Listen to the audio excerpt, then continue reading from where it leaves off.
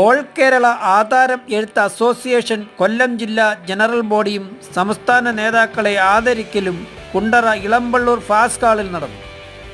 സംസ്ഥാന president KG Indukaladharan, general secretary A. Ansar, സംസ്ഥാന ഉപദേശക സമിതി ചെയർമാൻ ON ദിനകരൻ, ജില്ലയുടെ ചാർജുള്ള സംസ്ഥാന സെക്രട്ടറി ബൃന്ദാമണി, കൊല്ലം ജില്ലയിൽ നിന്നും സംസ്ഥാന കമ്മിറ്റിയിലേക്ക് തിരഞ്ഞെടുത്ത vice president P. Venugopalan Nair, സംസ്ഥാന കമ്മിറ്റി അംഗം K. മണിലാൽ, കൊട്ടിയൻ രാജേഷ് എന്നിവരെ ആദരിച്ചു.